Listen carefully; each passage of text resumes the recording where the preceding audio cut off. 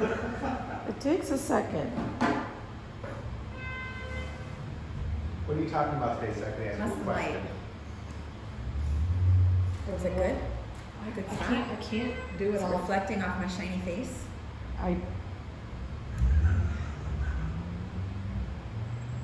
How's the AC working, Michael? It was blowing just a second ago. Is it staying cold?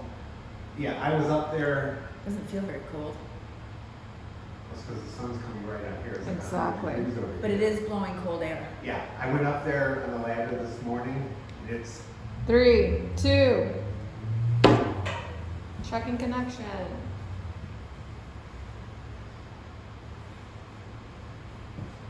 Are we live? It's Michael. You know, the people who see the YouTube, they must love I like leaving the extra because I think it's funny. You're live. Hello, hello. We are live, sister. Yay. How's Give it a few going? seconds for people to join. Okay. I mean, you are energized today. How much coffee have you had? I really haven't had that much. You woke up like that? I woke up like this. I woke up like this. When people ask Monica if I'm really like this, what is your response? Well, yeah, she's always like that. I don't know what else to say. Hi, everyone. Thanks for joining. Hello, hello. Welcome to beautiful downtown Dallas. What a beautiful day today. Man, there are people everywhere. That's what gets me excited. Yeah. People. Oh, hey, Tanya from Mess Right. Oh, hello! Hello! Hello, girl. Where you been? Hi, Mom. I see you. I see Mom joined. She didn't forget. We've got a good crowd. Okay. Well, everybody's following along today. I mean, there's a lot happening with the election. We're across the street. Well, we're across the park. We're at the Purse Building. For those wondering where we are with the mural, we're at the office at the Purse Building on busy Elm Street in downtown Dallas. And there is a historic park directly across the street from us. And on the other side is the George Allen Courthouse, which is a voting location. So I can see through the park. Mm-hmm. And there's just a lot of people moving around. One, because of the beautiful day, but two, because of election, which, by the way, go vote. Mm-hmm. Go vote. I drove- think that's why I'm hyped today, because it's finally over, almost over. Well, I mean, I love it all. So I like to hear the stats, the numbers, but I like to see the lines. I think seeing people voting, no matter which way they decide to vote, just seeing people in line participating in democracy is what gets me hyped. Yeah, and the last week's been painful because phones have been quiet. Emails, we're getting like a third of the emails we usually get. We've had meetings that we've had scheduled that have been postponed or rescheduled for after Yes. the election. I think the anxiety level the last week has been not good for business. So I'm ready to get this over with.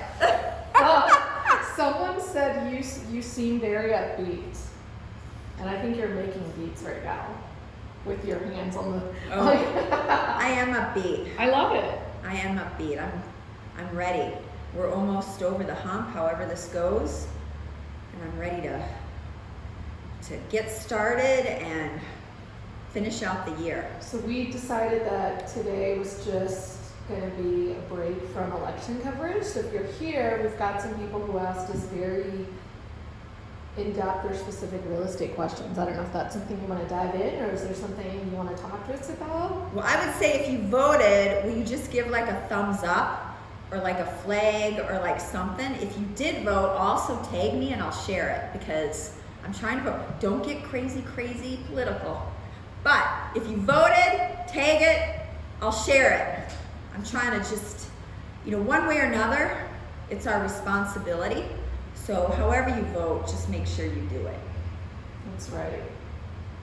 Biggest impact on, especially on our local elections. We've got several local elections here, both at the state level. We've got a lot of charters that are up for vote. Yeah, It has a absolutely. big impact on our local quality of life. Absolutely. We've got a few thumbs up, and then someone said taking my son to vote in his first presidential election. How exciting is Oh, that? that's exciting, and I love that you're going together. Yeah, at my polling location, anytime there was a first-time voter, they're like, we've got a first-timer, and everyone would just cheer, and it was kind of fun. Well, we do that a lot as the office too. We get everybody together and we go vote, and then afterwards we stop and either get a Starbucks or lunch or... Lunch? Yes, remember last time we would have got lunch? We did? Yes. I don't know that. Monica has a short memory. Where's the documentation? There's no picture. It didn't happen. Michael, do you remember some lunch taking place? Yes. You and far between. Yes. Yeah, you were with us. Where did we go eat? I don't know, but we were walking over there. Yeah, we did not. That was Maybe we just did. last November. Was it November? What was the last? I don't know. Any rate, that's Okay. exciting. You're going to vote with your son. I love Congratulations that. to your son. So yeah, we've got, it seems that people either voted early or going today, and great day to do it. Yes.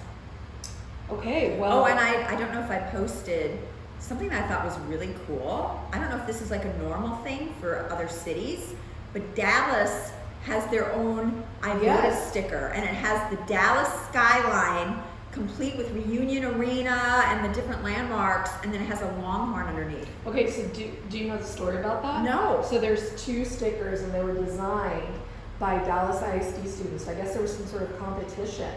And there's one that you got, and if you took a child or someone that was underage, it's like a childlike writing, and it says, I wanted an I voted sticker too. So this is a new thing. Yeah, I think It's so cool. yeah. I'll post today after this. I'll post a picture that shows the sticker. It's really cool. Yeah, I have a child one too, so you can. Huh. Yeah, so, So it was- I don't know if that's a thing in other cities. If you're in a city that did that, comment, because I just think that's really cool, and it's an incentive. I think interesting to talk about too, to make it interesting. Mhm. Yeah, they got. I think it was a Dallas County elections thing, but they brought in the students and they recognized them at Commissioner's Court, and DISD did a big post about it. So for those who don't know, DISD is our local independent school district. So they were really proud of it. I think it was a really good job. I liked it. Huh. And speaking of DISD, they also held mock elections where the kids got to vote. They obviously didn't get into the policies, but they read each candidate's bio, and it was that, and then one fun thing that they wanted to do at school. And so I'm not sure how the presidential election went at my daughter's school, but one of the things that they wanted to do was do a student-teacher swap. So that won, and they're going to incorporate that somehow. Very cool. So they're all excited. They got voter registration cards. They got a ballot. So it's exciting. Well, we've got 2 months before the end of the year. So this is always kind of a weird time of year for me, even just trying to keep myself mentally excited or mentally motivated. Typically, historically in my business, real estate, once Thanksgiving hits, it's quiet because people don't want to, they just decide they don't want to make big decisions, or if it's close to the end of the year, they're just going to wait till the following year. So December is typically very, very quiet, and January is very, very quiet. And then all of a sudden, February 1, things kind of start back up again. So I always kind of go through the leading up to Thanksgiving where I'm still kind of high, and then after Thanksgiving, it kind of feels like a Debbie Downer till the end of the year. And just recognizing all the things I didn't get done for 2024. If you hear Tanya's Debbie Downer, it's like a normal person's like happy. So she's not, that's not the right way to describe it. It's just tough to go several months with knowing that you just gotta wait to pick up conversations again. Well, I will say, in the 3 or 4 years I've been with you on this side, I mean, things were still pretty active Yeah. even in December. Yeah. So you just never know. Well, and we're in a new environment this post-pandemic where Right. things don't necessarily operate historically the same. So there is some volatility with that, and I would say this year with the whole election, Right. you know, there's an interesting, strange dynamic even the last couple of weeks with it being quiet. You know, people just don't want to make buying decisions. They don't want to get into big financial decisions. They want to see what happens with the Fed rates, right? I mean, there's discussion that there may be they may drop a quarter of a point even later this week. You know, we still have December as well. So if they drop another quarter point, will they do something again in December? Will they wait till December? You know, all those things have a big impact on my business. We're penciling a deal right now that doesn't work currently. It's close, but if we can get it to drop, you know, quarter, half a point makes all the difference. So, Yeah. you know, it's just, man, we manage everything we can, but the things we can't, sometimes it just feels like you're in a ring with a boxing ring, you know? Yeah. Well, in keeping with that, one of the questions that we got was, what are your predictions for 2025 for real estate?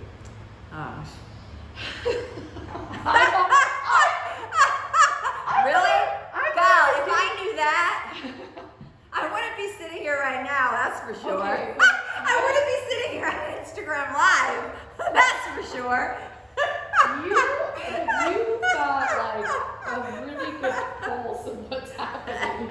So I thought that was a great question. I think it shows that you know what's going on and people are tuning in to hear what you think. I will say this. I am very, very optimistic.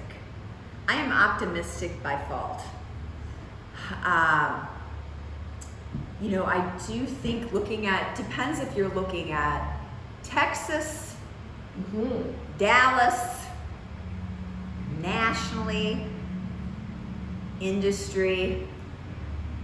There's so many different factors that play into each and every one of those. I would say on Dallas specifically and on Texas, you know, I feel very blessed to be in this market.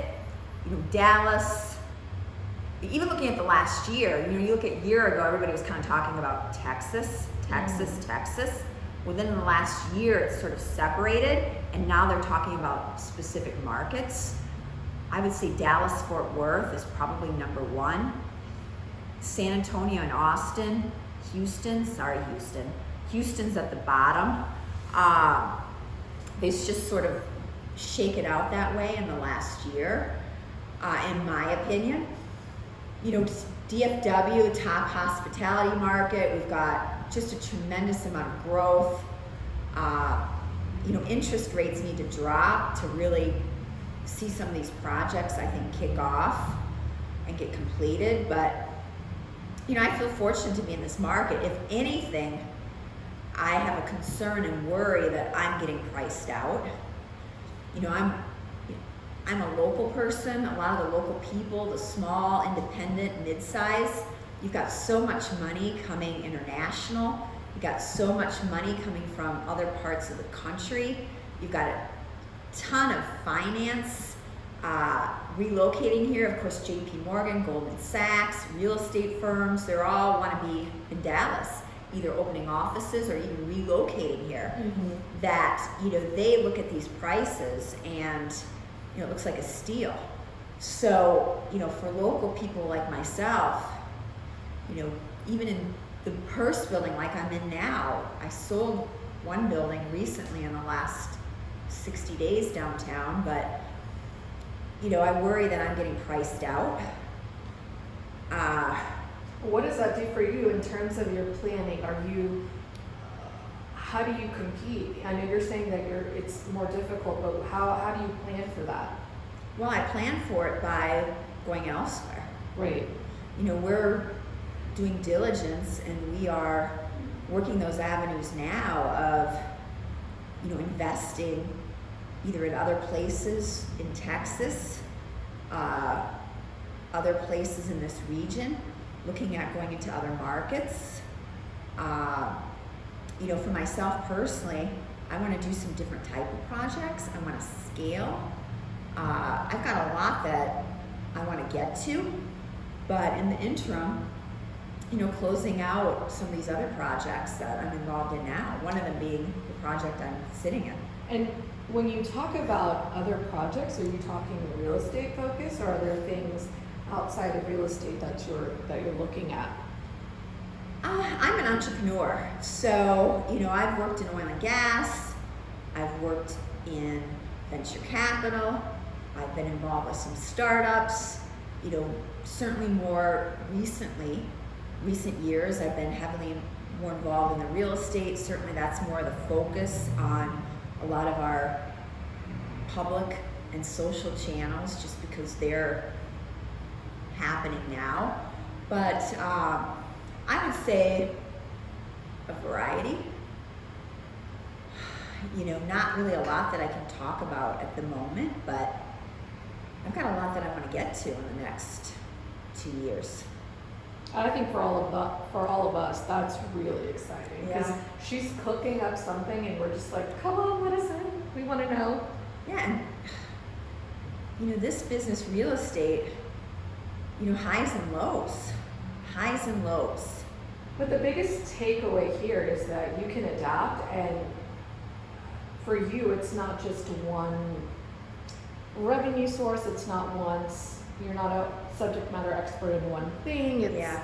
You've got several things working. It's important to diversify. Correct. Because if there's, you know, anything that got me through the pandemic and got me through, you know, whether it was 2008, whether it was 2012, you know, in 2008, 2009, I was working in the oil and gas fields, and literally, I kid you not, acreage that I was working on was going for 12 to 15,000 an acre for leasing, and in 48 hours, it went to 1,000.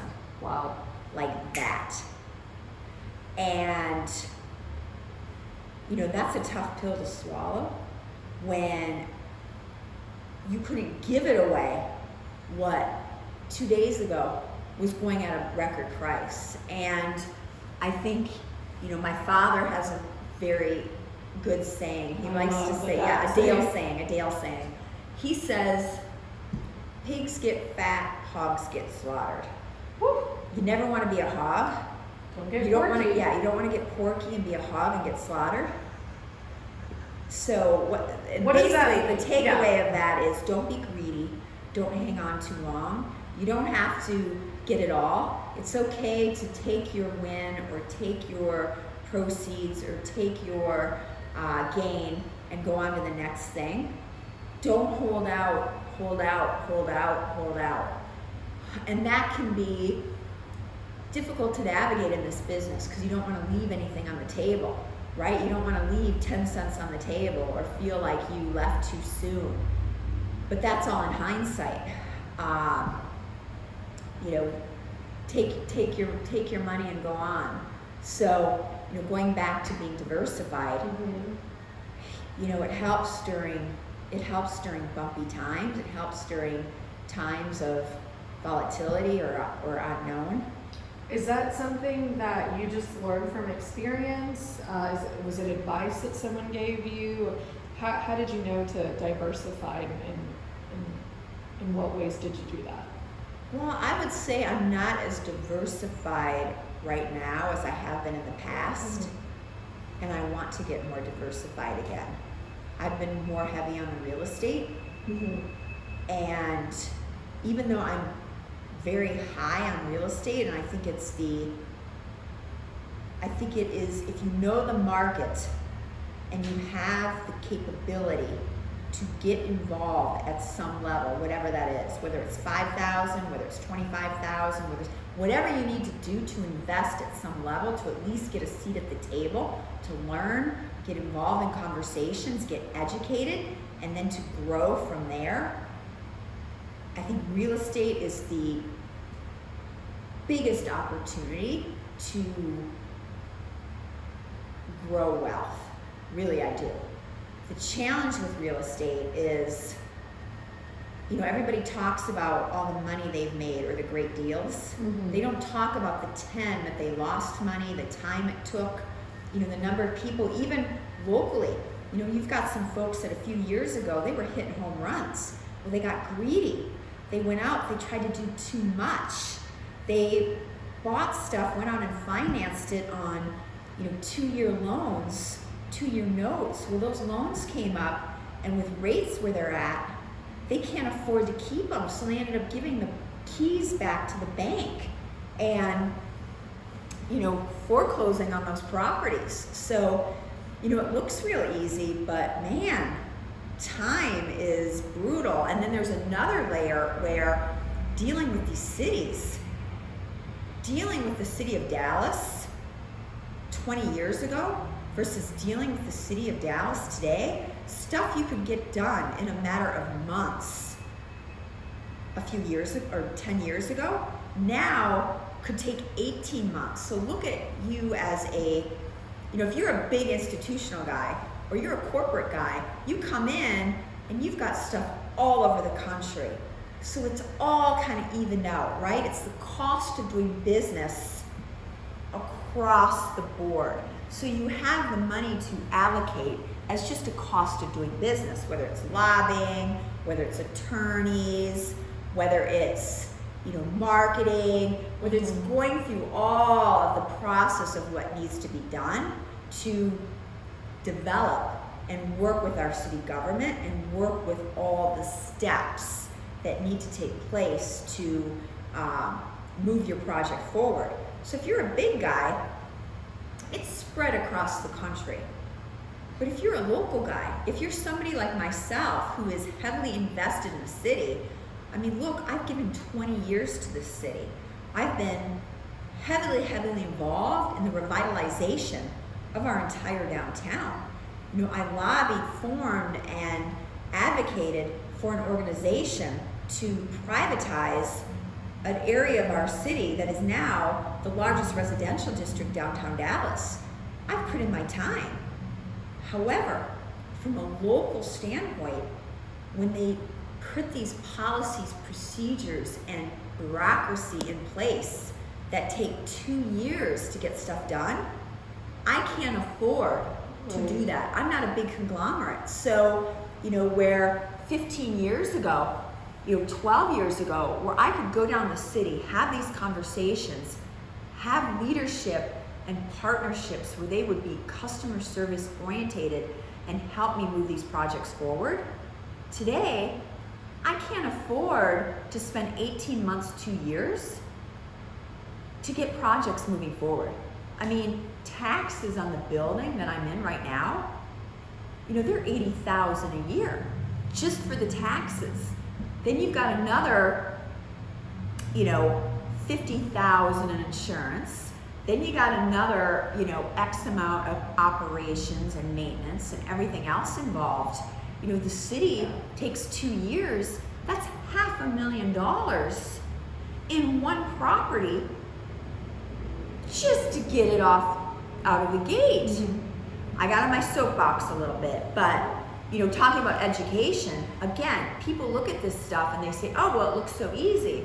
Oh, look at the money she made. Oh, but they don't talk about the risk and the hard stuff involved. And, you know, that's unfortunate that our level of bureaucracy coming out of the pandemic has reached the level that it's so difficult to get stuff done. And that's what makes other areas seem attractive, is just not having to deal with all that bullshit. I think that was one of the other, your theme right now, talking about how it makes it look easy, what people are not talking about. one of the questions that we received was things to consider when getting involved in commercial real estate. So we talked about taxes, we talked about local government, their policies.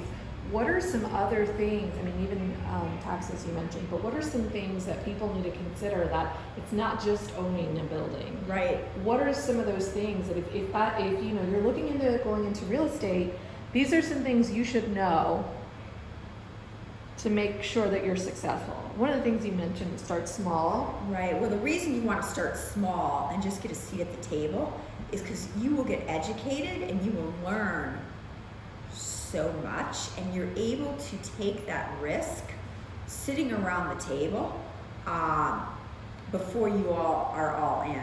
What a lot of people don't recognize are the holding costs involved. Right. And what I mean by holding costs is whatever time you think it's going to take you to get something started and to get it across the finish line, you want to double and triple that. I mean, really. So you want to look at something really, really conservatively and really analyze how all that's going to look from a holding perspective. And when you invest as a investment partner at some level, you're exposed to all those things. I mean, whether it is the architecture drawings, whether it is the process of permitting, whether it's the environmental, whether it's the engineering, even things like going out and getting a loan. I mean, when you go out and you get a loan, you know, they don't just give you the loan. You have to go out and you have to get an appraisal. You know, that can easily cost $6,000 to $10,000. A loan will require, a lender will require that you have an appraisal. It used to be that the appraisal had to be within 2 years, but now because it is a more volatile time, appraisals have to be done within 12 months. So even if you've had, you know, a loan or had something done within 18 months, they will require an updated appraisal. Mm-hmm. In some cases, they'll also require an updated phase 1 or an environmental. You know, you're looking at another 5, well, it could be anywhere, depending on your market, anywhere from 3, you know, to 6,000 for that. So you've got the appraisal, then you've got the environmental, phase 1. You know, you will be required to have both those items likely for your, you know, to request a loan. You know, you'll pay fees related to title work, related to having an updated title policy. You'll pay fees for the legal fees associated for both that policy and for anything the bank puts together for, you know, for legal for loan documents. Then you have a percentage that the loan and the bank will charge you as a fee, which is called an origination fee. You know, origination fees by standard, especially if you are new with that bank, typically are about 1 point. So that means it's 1% of whatever loan amount you're asking for. So if you are asking for a $1 million or a $500,000 loan, take that times 1%, and that will be your fee. So you can see all of that adds up very, very fast, and that is just at the very, very upstart. You know, once you get your loan, and that loan can take anywhere from, you know, 60 to 90 days for that bank to evaluate, then you sign something that says that you personally guarantee that loan. That is the bank's way of saying, we own you. You're signing everything away except your firstborn. You're in a marriage. You are in a marriage. You know, that bank says, hey, we own you. So you personally guarantee. That means that you are responsible for being compliant with that bank, keeping all of your records up to date with that bank. You know, they will ask you for your personal financial statement. They will ask you for your tax returns. They will ask you for copies of your leases. They will ask you for financial disclosure of everything happening with that property, and you are required to keep all of that compliant, or they could call your loan. And you know what you've seen happening over the course of the last 6 months is a lot of people who got really gung-ho, you know, not anticipating that they would still be going through all of this processes with their cities. You know, some of these projects that got ramped up or started to ramp up 2 years ago, they ran out of time because the city and the permitting and the process and the policies were so freaking painful that they ran out of time. And then the bank said, hey, you ran out of time, your 2 years are up, we don't want you anymore. We just refinanced the Purse building, the building that I'm in, just a few months ago. So fortunately, the bank, I had a long relationship with the bank.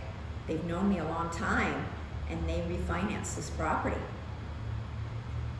That was a very lengthy response. Thank you to everybody who stuck around for that. Yes, thank you. I think that's it. Good luck chopping that up, Monica. I know, it's going to be fun. Well, I want to open it up to anyone that may have questions who is on the live. If you have any questions for us that Tanya can answer. There's some people that joined. Just saying hello, hearts, woohoo. Hello. The Hello, everybody. Thank you for joining us today. I think I saw a question. There was one that says, is it usual for end of year slowdown, or is it because of the presidential, I'm assuming it's election? It's usual. Usually. Yeah, usually Thanksgiving to end of the year, just naturally people at the end of the year don't like to make those kind of decisions, whether it's relocating, whether it's leasing a space, whether it's closing on a big purchase. You know, generally speaking, they just decide to wait till the new year. Yeah. And then one final question we got is, what news publications do you read to keep up with current news? Well, I will say this. I've always been an avid reader. And, you know, I read everything. My favorite is probably the Wall Street Journal. I love the weekend edition of the Wall Street Journal. And one of the reasons I love the weekend edition is they do a fabulous job with the off-duty and talking about fashion, trends in the workplace. It's the first section I pull out. I just love the weekend Wall Street Journal. I read the New York Times on the weekend. I read the Business Journal. I still read the Dallas Morning News. I get it delivered to my house, believe it or not. You know, more than anything, because I want to see what is happening in my marketplace. You know, the last couple of years I got a little sour just because it was so heavy on the politics that I kind of tuned out, but I've been reading all that again. I just pull out the business section, I pull out the metro section, and I pull out the style section, and I skip some of the other stuff. But, you know, whether I like it or don't like it, I think it's really important to know what's happening on your market and, you know what's happening in your metro area. So, I read all of that. Yeah. And any guilty pleasure reads? Oh yeah. I celebrate when I get Us Weekly. I mean, I just love to look at all the fashion. Yeah. So definitely Us Weekly. Because you never know where you're going to get inspiration, right? If something triggers and you're like, oh, I didn't think about it that way. Yes. Okay. Yeah. Well. So are we wrapping things up? We are wrapping things up. I think we've got an appointment that's coming here shortly. Yes. So any parting words? Parting words. Why do you always put me on the spot like that? I mean, you know I'm going to ask you every time. My parting words. Go out and vote. It's our civic duty, our civic responsibility. Amen. You know, it wasn't that long ago that women couldn't own a building like I'm sitting in, right? For me to own my house, I would have to go out and get my husband, get my father, get somebody else to sign off on it. We live in the frickin' United States of America where a woman can take out a loan, can own her house, can own a building like I sit in here. I mean, look, I'm one female in Right. downtown Dallas that owns property like this. I mean, how fortunate are we? So we need more of us, Yes. and we need our voices heard. Absolutely. So whatever happens with this election, how fortunate are we to move the needle a little bit more, and then the women after us will move it a little bit more. I agree. So, you know, I feel so fortunate, and I have so much civic pride That's right. to live in the United States of America Yes. that I can do all of this. So whatever you want to say, whichever way it goes, happy to be here. Yeah.